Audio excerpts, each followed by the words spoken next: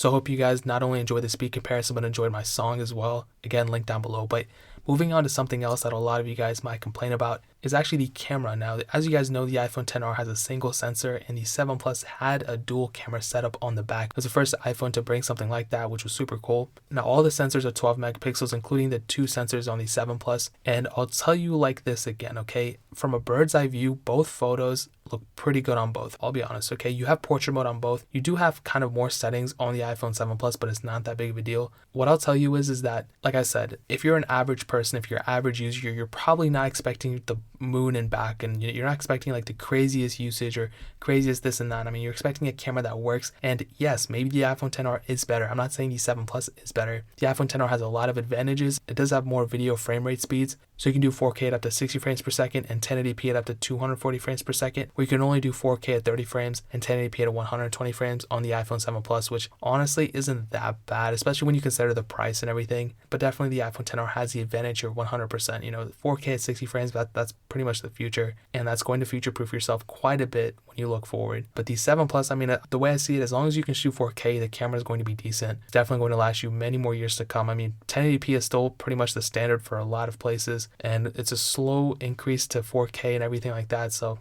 we're just going to have to kind of wait and see what happens with that. But what I'll say is, yes, the iPhone XR camera is probably better, but the iPhone 7 Plus easily is a close second. I mean, I would say if the iPhone XR camera is 100%, the iPhone 7 Plus is probably like around an 85%. I mean, it doesn't really lack in anything. If you compare photos side by side, maybe there's a decrease in quality for the 7 Plus, but not even, because they're both the same megapixel count. Another interesting thing is both front cameras are 7 megapixels. Really, the main difference here is that the front camera on the iPhone XR can shoot 1080p at up to 60 frames per second, where you can only shoot 1080p at up to 30 frames per second on the front camera of the iPhone 7 Plus. So a little bit of difference there as well. Like I said, the XR does have the advantage, but as a whole, I would probably say that the 7 Plus, like I said, is not too far off than the iPhone XR.